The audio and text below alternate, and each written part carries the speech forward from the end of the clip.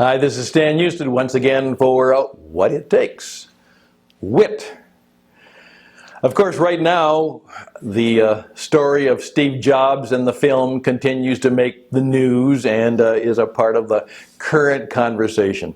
So I thought I would just talk a little bit about that because I was somewhat inspired by Jobs a number of years ago by a story that I heard that was written by one of his past colleagues. And so I'd like to share it with you because I think it really indicates something about what we need to be about. And it's something that I'm thinking about at this stage in my life. You know, I've achieved a number of things, failed at even more than I have achieved. But now I'm thinking about some of the legacy and some of the things that I want to leave that will be helpful and useful and profitable to other people. Steve Jobs was a remarkable character.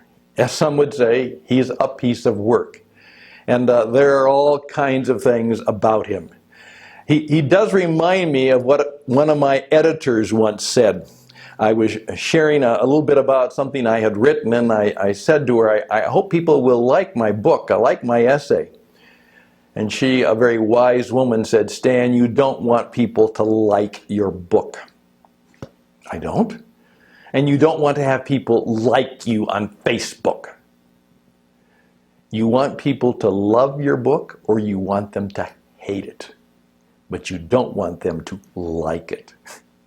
Well, you know, she was saying that you ought to write something that was bold and bright and something that only you could create, and that there would be people who would like it.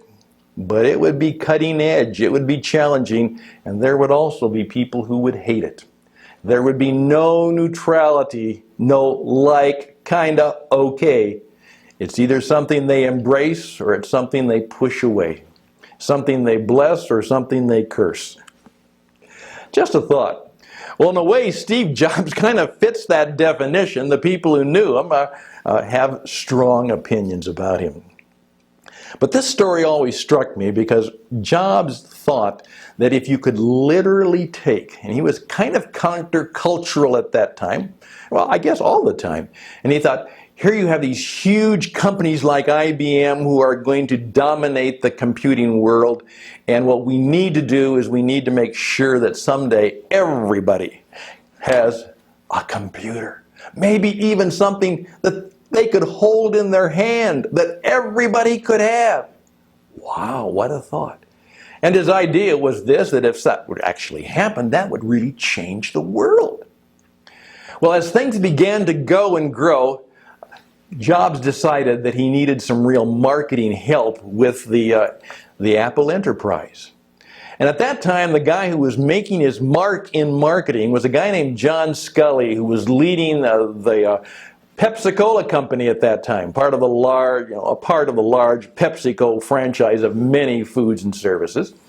And he had just made, quote, his mark in the advertising world because in the monthly figures, in the ongoing, everlasting cola wars, he had been able to make sure that PepsiCo had topped for the first time Coca-Cola, the brand, the product, and had been able to match them. Now that goes up and down and back and forth, but that was a major achievement to take a second-run company like PepsiCo and to make it the leader, the market leader at that time. So Jobs tried to talk Scully into joining him to lead some of the marketing efforts at Apple. Well, John Scully wasn't sure he wanted to do that. After all, he had a great job. He was obviously going to be a real contender for the big job of the entire, holding company that PepsiCo was a part of. And he saw nothing but lots of money, lots of fame, lots of opportunity there. And to join Apple, which was certainly a good idea and could become a big thing, that he didn't know. Well, he thought about it, and then, according to the story, they made an appointment to meet in New York City at a certain hotel, and then they were going to decide whether John Scully was going to join Steve at Apple. Scully had decided that that was not going to be what he wanted to do. It wasn't worth the risk. He had a family, had a young family, and that just wasn't what he wanted to do. He might have wanted to do it, but it wasn't a good career move. And so that's what he told Steve Jobs at that rather tense hotel meeting. According to John Scully, when that happened, Jobs just was shocked and just kind of stared at him. Then supposedly he walked to the window of the hotel, looked out over the skyline of New York City, stared around, and then he walked back to Scully and said, "John Scully, do you mean to tell me that you want to spend the rest of your life selling sugar water when you could be changing the world?" Scully said he was dumbfounded. And right then he knew, he said, my career at PepsiCo was over.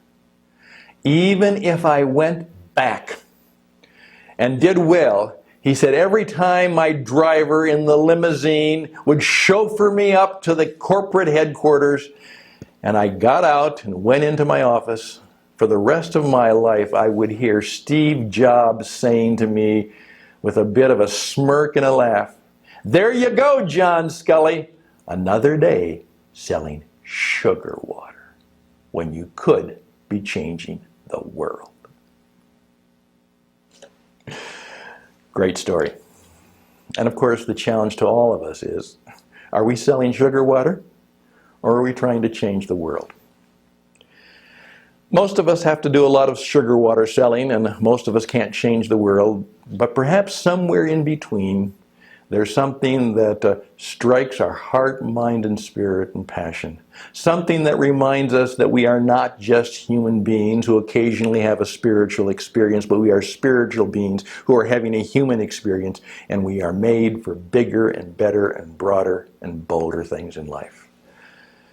I don't know what that might mean to you.